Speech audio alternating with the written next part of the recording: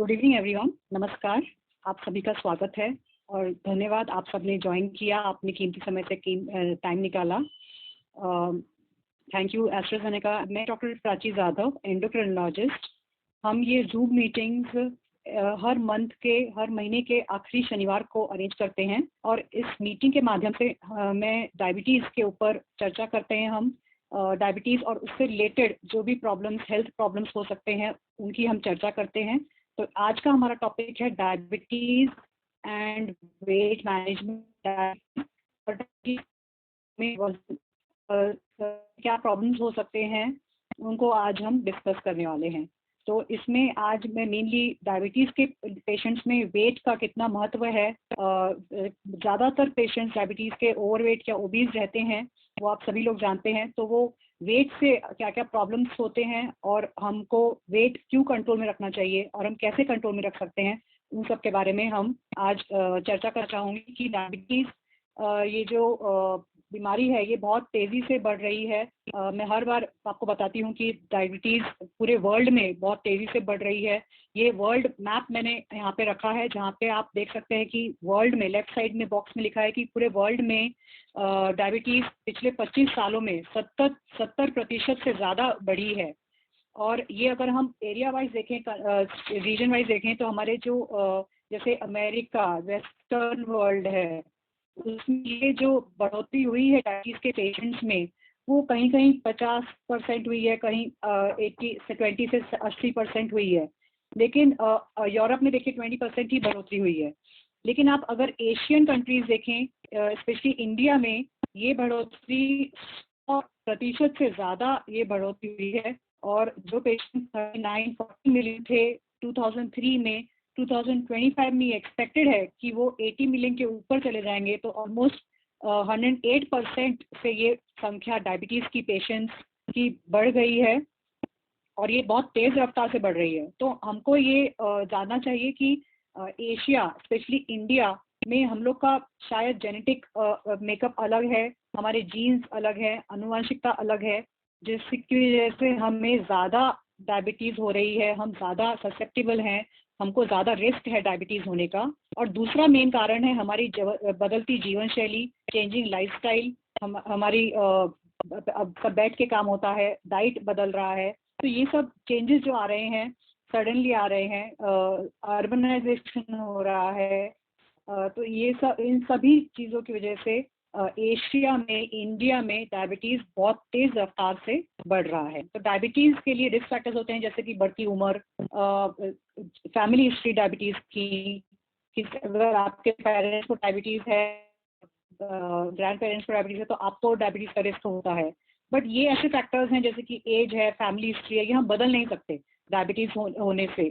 लेकिन दूसरे फैक्टर्स होते हैं, जैसे कि हमारा डाइट, व्यायाम, लाइफस्टाइल, बेसिकली हमारा वजन, ब्लड प्रेशर, कोलेस्ट्रॉल, ये सब चीज़ें होती हैं, हमारा स्ट्रेस लेवल, ये सब चीज़ें होती हैं जो हम बदल सकते हैं, कंट्रोल में कर सकते हैं और हमारा आगे का रिस्क डायबिटीज़ के लिए कम कर सकते हैं। तो इसलिए आज हम मेन चर्चा करेंगे हमारा वेट के लिए। अगर हम अपना वेट कंट्रोल में रख सकते हैं तो हम अपनी डायबिटीज़ अच्छे से कंट्रोल रख सकते हैं। और अगर हमको डायबिटीज़ नहीं है, अगर हमारे पेरेंट्स को डायबिटीज़ है, फैमिली में डायबिटीज़ है, लेकिन अगर हम अपना वेट अच्छे से कंट्रोल रखते हैं तो हम अपना खुद का रिस्क आगे का डायबिटीज़ होने के लिए कम कर सकते हैं। क्योंकि ये देखा गया है कि डायबिटीज़ के पेशेंट्स में मोटापा, लठपना, ओवरवेट, ओबीज बहुत ज़्यादा कॉमन है। ऑलमोस्ट 90% लोग डायबिटीज़ के जो होते हैं उनमें मोटापा होता ही है। तो मोटापा ये बहुत ही महत्वपूर्ण रिस्क फैक्टर है, महत्वपूर्ण कारण है डायबिटीज़ होने का। इसमें आप, ये पिक्चर सेल्फ एक्सप्लेनेटरी है कि इसमें जो ओबेसिटी बढ़ रही है, ये ऑलमोस्ट 50% लोगों को डायबिटीज़ ओबेसिटी की वजह से होता है। अगर वो ओबीज हैं, मोटापा है, तो आपका रिस्क आगे डायबिटीज़ होने का बहुत ज़्यादा बढ़ जाता है। तो वेट कंट्रोल रखना वो ना ही सिर्फ डायबिटीज़ के लिए अच्छा है, डायबिटीज़ कंट्रोल में रखने के लिए अच्छा है, इनफैक्ट वो प्रिवेंशन के लिए भी हम यूज़ कर सकते हैं। अगर हमको अभी डायबिटीज़ नहीं है, लेकिन आपको पता है आपका आगे रिस्क डायबिटीज़ का ज़्यादा है, क्योंकि आपकी जैसे उम्र बढ़ती है, फैमिली में डायबिटीज़ है, तो आपको आपका वेट कंट्रोल करना बहुत ज़्यादा ज़रूरी है। क्योंकि मोटापा, ओबेसिटी, ये एक बहुत ही इम्पॉर्टेंट रिस्क फैक्टर है आगे डायबिटीज होने का। तो हमने जैसे देखा कि डायबिटीज बहुत तेजी से बढ़ रहा है और उसका एक मुख्य कारण है मोटापा। तो मोटापा भी बहुत तेजी से बढ़ रहा है। ये इंडिया का मैप है, इंडियन स्टैटिस्टिक्स मैंने यहाँ पे दिखाए हैं आपको। ये नेशनल फैमिली हेल्थ सर्वे का डेटा है 2005 और 2015 का। तो लेफ्ट साइड में अगर आप मैप में देखेंगे तो स्टेट वाइज यहाँ पे दिखाया गया है कि सब मेनली सारे स्टेट्स ग्रीन जोन में आते हैं, मतलब कि 5% से कम लोगों को यहाँ पे मोटापा है। और लेकिन ये सब जो ग्रीन जोन्स हैं वो कन्वर्ट हो गए हैं सब रेड जोन में बाय 2015। तो 10 साल में मोटापा इतना बढ़ गया है कि अभी सारे जोन ऑरेंज या रेड जोन में ही दिख रहे हैं। मतलब कि इन स्टेट्स में मोटापा 25% से ज्यादा लोगों को मोटापा है। तो जैसे जैसे मोटापा बढ़ रहा है वैसे वैसे डायबिटीज का रिस्क बढ़ रहा है और डायबिटीज के पेशेंट्स बढ़ रहे हैं। तो ये सिर्फ डायबिटीज पैंडेमिक या एपिडेमिक नहीं है, ये डायबिटीज प्लस ओबेसिटी का एपिडेमिक, तो ओबेसिटी पैंडेमिक हम इसको बोलते हैं। तो जैसे आपको पता है कि ग्लोबल थ्रेट काफी सारे हैं, जैसे कि ग्लोबल वार्मिंग है, बर्ड फ्लू है, तो वैसे ही डायबिटीज एंड ओबेसिटी ये दोनों भी ग्लोबल थ्रेट्स हैं, पूरे वर्ल्ड में तेजी से बढ़ रहे हैं और इन पे जल्द ही जल्द हमको उसके बारे में ज़्यादा से ज़्यादा जानकारी लेनी चाहिए और उस पर एक्शन लेना चाहिए, अपना खुद का उससे बचाव करना चाहिए। तो अब तक आपने देखा कि सब डायबिटीज बहुत तेजी से बढ़ रहा है, मोटापे की संख्या बहुत ज़्यादा बढ़ रही है। तो ये क्यों बढ़ रही है? आपका अगला प्रश्न होगा कि क्यों ओबेसिटी, डायबिटीज क्यों बढ़ रहा है, क्या चेंजेस आए हैं इन लास्ट 20-30 सालों में। तो ये जो आप पिक्चर कार्टून देख रहे हैं इसमें से आपको समझ में आ जाएगा कि डायबिटीज और मोटापा क्यों बढ़ रहा है। तो 30 साल पहले हमारा लेफ्ट साइड में आप देखेंगे तो 30 साल पहले टीवी ऐसा बड़ा ईडेड बॉक्स हम उसको बोलते थे, तो बड़ा फैट टीवी होता था और जो लोग रहते थे वो एकदम स्लिम ट्रिम रहते थे, हेल्दी रहते थे। लेकिन अब सिचुएशन बिल्कुल उल्टी हो गई है। हमारा टीवी, मोबाइल, लैपटॉप सब एकदम स्लिम हो गए हैं, मार्केट में टेक्नोलॉजी स्मार्ट हो गए हैं, लेकिन हमारी हेल्थ कहीं तो गायब हो गई है और हमारी स्मार्टनेस उसकी वजह से कम हो गई है। तो हमारा लाइफस्टाइल जो बदल गया है उसकी वजह से हमारा मोटापा बढ़ रहा है और उसकी वजह से डायबिटीज़ होने का रिस्क आगे बढ़ रहा है। और जिनको डायबिटीज़ होता है और उनको अगर मोटापा भी है तो उनमें डायबिटीज़ कंट्रोल करना बहुत ज़्यादा मुश्किल हो रहा है। ये सभी कारण है मोटापा बढ़ने का, लाइफस्टाइल चेंजेस, जैसे कि रेडीली अवेलेबल है सब खाने की चीज़ें, packed food items, high dense calorie food और जंक फूड जिसको बोलते हैं। तो हमारी लाइफस्टाइल बहुत तेज़ी से चेंज हो रही है। हमारा बैठ के ही सब काम होता है, चलना फिरना कम हो गया है, फिजिकल एक्टिविटी कम हो गई है और खान पान सब बदल गया है। तो इन सब की वजह से बढ़ रहा है मोटापा। चेंजेस आ रहे हैं, बड़ों से लेकर बच्चों तक सभी में चेंजेस आ रहे हैं। खेलकूद छोड़ के हम डिजिटल डिवाइसेस पे ज़्यादा ध्यान देते हैं, स्क्रीन टाइम बढ़ गया है, टीवी मोबाइल का यूज़ बढ़ गया है और टीवी देखते देखते खाने का भी बदल गया है। पहले हम natural fruits, vegetables, natural products use ज़्यादा करते थे, लेकिन अब सब packed ready to eat items हम यूज़ करते हैं, झटपट जो बन जाए वो हम यूज़ करते हैं और हाई डेंस कैलोरी फूड जिनमें एकदम क्विक एनर्जी आती है और वो सब हम यूज़ कर रहे हैं। तो इन सभी कारणों से जो हमारी बैड डाइट, मतलब आहार में जो चेंज हुआ है, डाइट में चेंज हुआ है, लाइफस्टाइल चेंजेस हुए हैं, हमारी फिजिकल एक्टिविटी कम हो गई है, स्ट्रेस लेवल, एक्सरसाइज नहीं है, व्यायाम का अभाव, तो इन सभी चीज़ों से बढ़ रहा है डायबिटीज़ का रिस्क। तो इसीलिए आज हम डिस्कस कर रहे हैं डायबिटीज़ एंड वेट के बारे में। तो आप सोच रहे होंगे कि कैसे पता चलेगा कि मैं ओवरवेट या ओबीज हूँ या नहीं हूँ, मेरा वेट मेरे को कैसे पता चलेगा। तो आप वेइंग मशीन पे चेक कर सकते हैं आपका वेट कितना है, तो उससे आपको अंदाज़ा आ जाएगा कि आपका वज़न कम है, ज़्यादा है, नॉर्मल है। बट सिर्फ वेट देखने से हमको कई बार इतना आइडिया नहीं आता है। अगर हम हाइट से देखना चाहें कि हमारी हाइट के लिए हमारा कितना वेट सही रहेगा, तो हम BMI कैलकुलेट करते हैं, बॉडी मास इंडेक्स, इसका फॉर्मूला मैंने यहाँ दिया है, weight upon height in metres square. तो अगर हम वेट अपॉन हाइट स्क्वायर करेंगे तो हमको कुछ नंबर्स आते हैं, तो उसमें अगर हमारा वो नंबर 23 के ऊपर आता है, 23 to 27, तो उसको हम ओवरवेट बोलते हैं। 18 to 23 नॉर्मल रेंज है, हेल्दी रेंज है।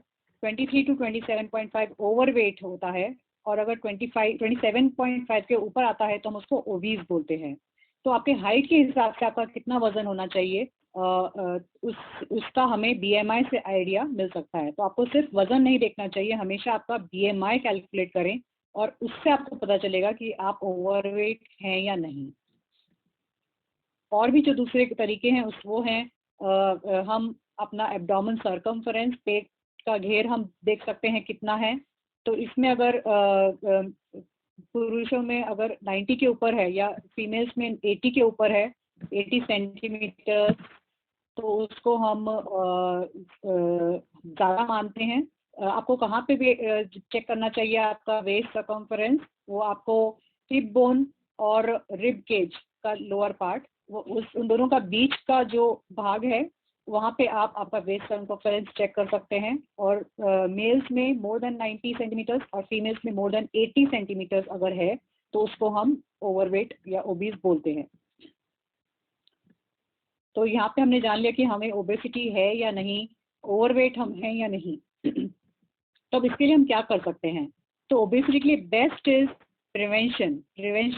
अगर हम मोटापा प्रिवेंट कर सकते हैं तो उससे अच्छा कुछ नहीं है, क्योंकि आप सभी को पता होगा वजन कम करना बहुत ज़्यादा मुश्किल होता है। Prevention is better than cure. तो यहाँ पे क्योर तो कोई है ही नहीं, लेकिन प्रिवेंशन जितना हम कर सकते हैं, जितना हम वेट कम से कम रखेंगे, उतना हमको आगे तकलीफें कम होंगी डायबिटीज़ कंट्रोल करने में, और ओबेसिटी के और भी जो प्रॉब्लम्स रहते हैं वो सब कम करने में। तो हम ओबेसिटी अपनी उसके लिए क्या क्या कर सकते हैं? सबसे पहले ऑब्वियसली हमारी diet is very important. Healthy eating habits, exercise, active lifestyle, behaviour modification, और कुछ दवाएं या सर्जिकल ट्रीटमेंट भी अवेलेबल हैं मोटापे के लिए। तो इन सब के बारे में मैं थोड़ा थोड़ा डिस्कस करूंगी। तो सबसे पहले देखते हैं healthy eating habits. Eating habits हमको कैसे रखनी चाहिए?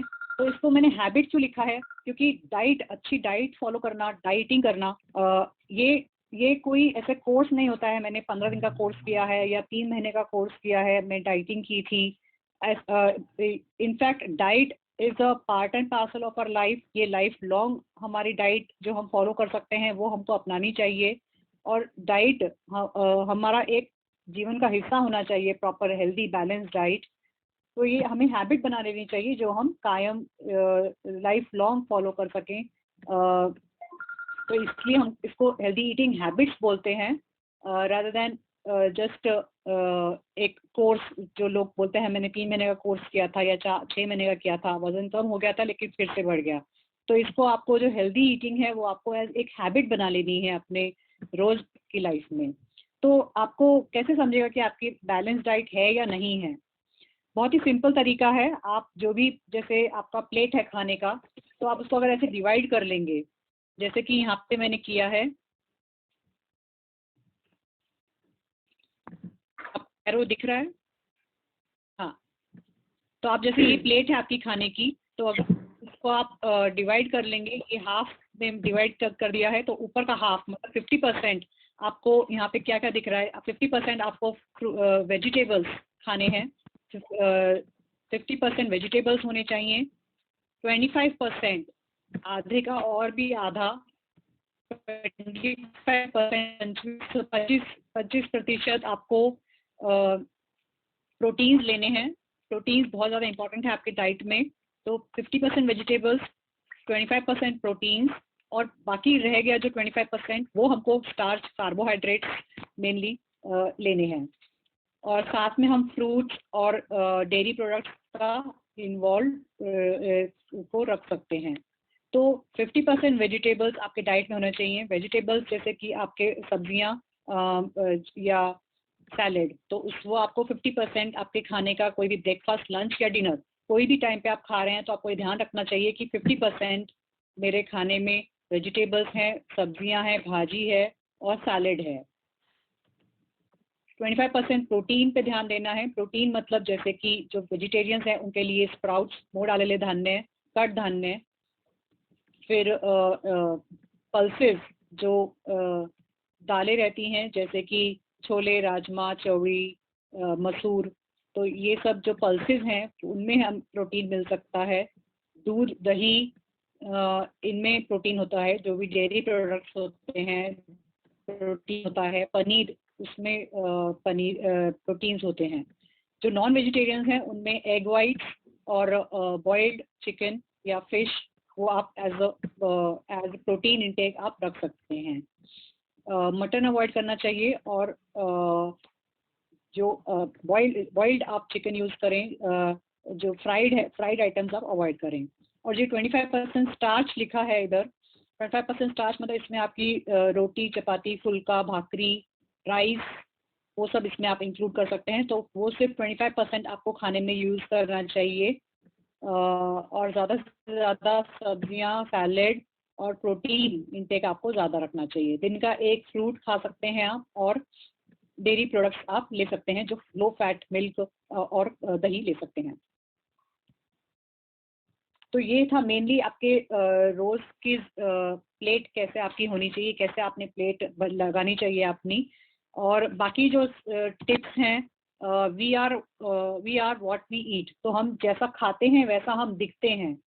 तो आप आपकी डाइट फ्रूट्स, वेजिटेबल्स और फाइबर, चौथा युक्त आहार जिसको हम बोलते हैं, तो फाइबर, ये सब चीज़ें आप ज़्यादा रखिए आपके डाइट में। फाइबर से के कुछ फायदे हैं, जैसे कि फाइबर से आप का पेट जल्दी भर जाएगा। फाइबर अंदर जाके पानी सोख लेता है और वो फूल जाता है, तो आपको फुलनेस आ जाता है, आपको भूख कम लगती है फाइबर फूड खाने के बाद। फाइबर जैसे कि कटधान्य, जैसे कि salad, green vegetables, carrot and काकड़ी, कुकुम्बर, इन सब में, बीट रूट, इन सब में फाइबर होता है।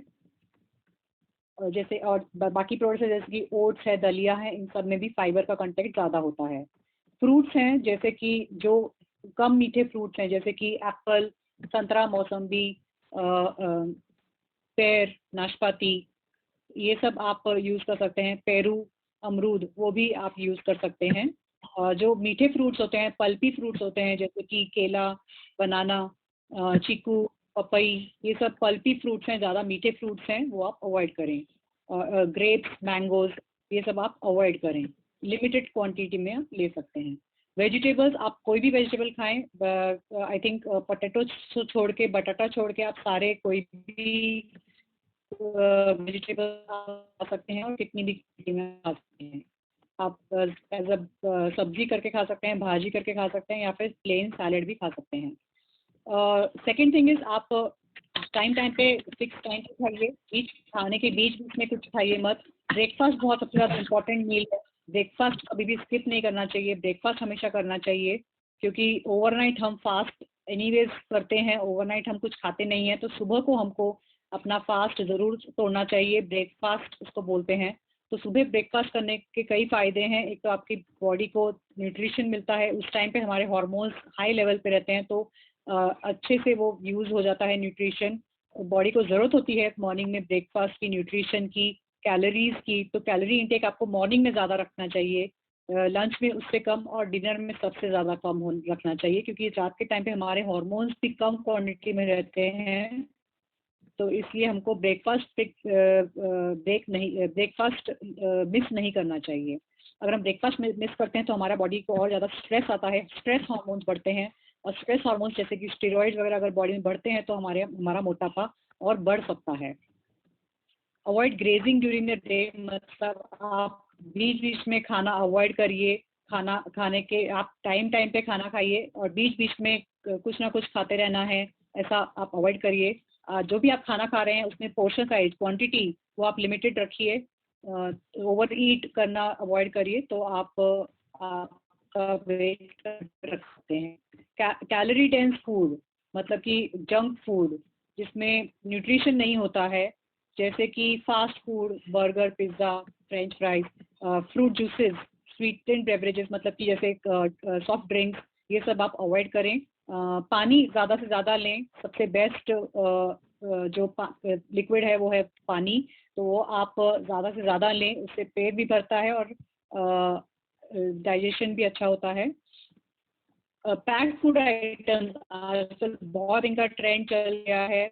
बच्चे से लेकर बड़ा, स्टूडेंट्स या ओल्ड लोग, सभी लोग ये packed food items, instant foods, easy to prepare, जल्दी से बन जाता है, ये सब चीज़ें ज़्यादा यूज़ हो रहा है। तो ये सब चीज़ें आपको अवॉइड करनी चाहिए। इनमें आपको जैसे कि मार्केट में इजीली अवेलेबल है, ये सब जूसेस रहते हैं, उन पे हेल्दी हेल्थ ड्रिंक्स के नाम पे ये सब मार्केटिंग होता है, एडवर्टाइजमेंट होता है। अट्रैक्टिव एडवर्टाइजमेंट देखकर हम उनको लेते हैं, बट लेकिन ये सब चीज़ें बहुत ज़्यादा इनमें कैलोरीज रहती हैं, हमको ये अवॉइड करना चाहिए। इसमें स्पेशल ये बोलना चाहूँगी कि ये सब जो भी न्यूट्रिशन फैक्ट्स आपको इन सब आइटम्स के देखने चाहिए। ये भी जो भी फूड आइटम्स आप पैक्ड वाले ले रहे हैं, प्रोसेस्ड फूड ले रहे हैं, उनमें पीछे इंग्रेडिएंट्स की लिस्ट रहती है, न्यूट्रिशन फैक्ट्स की लिस्ट रहती है, तो वो आपको ध्यान से पढ़ लेना चाहिए। तो उसमें अगर आप देखेंगे तो उसमें जो रिफाइंड व्हीट है, मैदा है, वो उसका बहुत ज़्यादा यूज़ होता है। फिर आर्टिफिशियल स्वीटनर्स जैसे कि माल्टोडेक्स्ट्रिन, उन सब का भी बहुत ज़्यादा यूज़ होता है। आर्टिफिशियल स्वीटनर्स, प्रिजर्वेटिव्स, एंटीऑक्सीडेंट्स, तो ये सब का ज़्यादा यूज़ होता है जो हेल्थ को आपके बिगाड़ सकते हैं। उनमें कैलोरीज आपको दिखनी चाहिए कि पर जो पर स्कूप या जो भी आप ले रहे हैं उसमें कितनी कैलोरीज हैं, वो आपको उससे उसकी जानकारी रखनी चाहिए। तो उसके हिसाब से आपको उसका लिमिटेड यूज़ करना चाहिए। So always read the ingredients of any packed food item carefully. Exercise, तो एक्सरसाइज से क्या क्या फ़ायदे होते हैं, कैसे क्या इससे होता है? इससे एक्सरसाइज करने से हमारा बॉडी का बीएमआर बढ़ता है, मतलब मेटाबॉलिक रेट बढ़ता है, और हमारा एनर्जी लॉस होता है, उससे हमारा वेट लॉस होता है। तो जितना अगर हम इनपुट मतलब जो खाना खा रहे हैं उससे ज़्यादा हमको आउटपुट रखना चाहिए। आउटपुट मतलब एनर्जी लूज करनी चाहिए। अगर ये नेगेटिव बैलेंस हम मेंटेन करते हैं तो हम वेट लॉस कर सकते हैं। आपका एक्सरसाइज से आपका lean body mass, muscle mass ये मेंटेन होता है, और ऑब्वियसली एक्सरसाइज के बाद आपको अच्छा लगता है, आपका मूड अच्छा रहता है, तो इमोशनल एंड मेंटल हेल्थ आपका अच्छा होता है। तो ये सब फायदे हैं एक्सरसाइज के। तो आप कौन कौन सी एक्सरसाइजेस कर सकते हैं? रूटीन में आप आपकी फिजिकल एक्टिविटी बढ़ाइए, कम टाइम आप टीवी कंप्यूटर स्क्रीन टाइम आपका कम करिए। जहाँ भी मौका लगे आप स्टेयर्स, सीढ़ियाँ यूज़ करके ऊपर जाइए, सेकेंड थर्ड फोर्थ फ्लोर, जितना भी आप मैनेज कर सकते हैं आप स्टेयर्स यूज़ करें। मॉल्स में जाते हैं तो हम स्टेयर्स छोड़ के हम एस्केलेटर पे जाते हैं या लिफ्ट में जाते हैं। तो कहीं पर भी आपको जहाँ भी मौका मिलता है आप स्टेयर्स, सीढ़ियाँ, जीना यूज़ करें और लिफ्ट वगैरह अवॉइड करें। जहाँ पे आप पास में जाना है तो आप व्हीकल्स अवॉइड करें, टू व्हीलर्स, फोर व्हीलर्स। आप वॉकिंग डिस्टेंस अगर है तो आप वॉक करके ही जाना चाहिए आपने, तो इससे भी आपको कंपल्सरी वॉकिंग हो जाती है। गेम्स है, आउटडोर गेम्स जैसे कि बैडमिंटन, टेनिस, कोई भी आउटडोर गेम्स आपको जो पसंद है वो आप खेल सकते हैं। स्विमिंग, डांस, जो यंग लोग हैं वो ये सब कर सकते हैं। तो ये सभी पार्ट है एक्सरसाइज के। और जो उनको ज़्यादा ओबेसिटी है, ज़्यादा वेट है, या फिर कोई प्रॉब्लम, हेल्थ प्रॉब्लम है जैसे कि शुगर है, ब्लड प्रेशर है, हड्डियों का कोई प्रॉब्लम है, हार्ट का प्रॉब्लम है, तो उन्होंने सेफ एक्सरसाइज रेजिमेंट लेना चाहिए उनके डॉक्टर से, थेरेपिस्ट से, और गाइडेंस में वेट एक्सरसाइज करनी चाहिए और वेट रिड्यूस करना चाहिए। Next is behaviour modification. तो बिहेवियर मॉडिफिकेशन से हमारा क्या मतलब है कि ये जो ओबेसिटी है, ज़्यादा खाना, हमेशा खाते रहना, ये सब एक बिहेवियर होता है। तो हम बिहेवियर भी हमको मॉडिफाई करना पड़ेगा, हमको हमारे आदतें, हैबिट्स बदलनी पड़ेंगी, और ना कि सिर्फ हम खुद की हैबिट्स, इनफैक्ट पूरे फैमिली की हैबिट हमको बदलनी चाहिए। क्योंकि अगर आपको डायबिटीज़ है तो आपको, आपके बच्चों को भी डायबिटीज़ होने का आगे रिस्क है।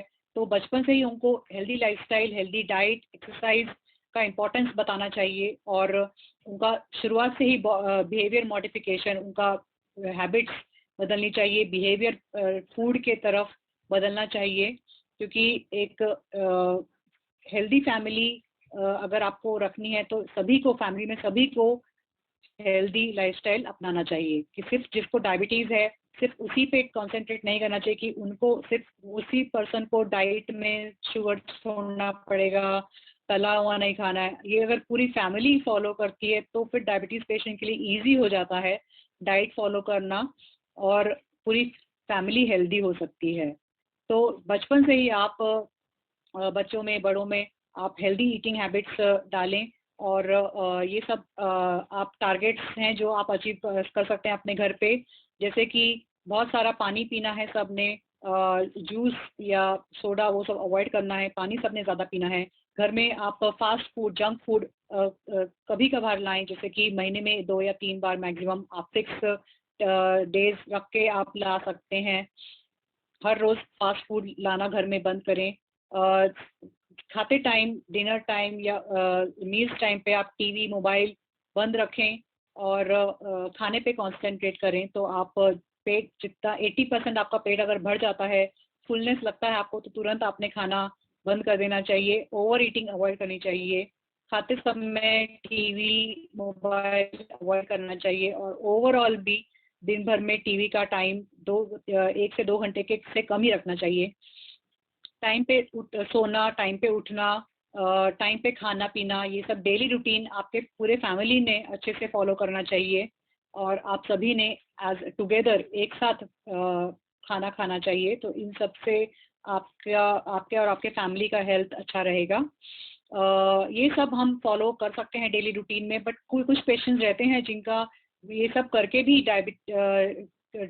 ओबेसिटी है, मोटापा है, कंट्रोल में नहीं आता, या फिर जिनका मोटापा बहुत ज़्यादा है, उनके लिए थोड़े मेडिकेशंस भी अवेलेबल है जो हम यूज़ कर सकते हैं।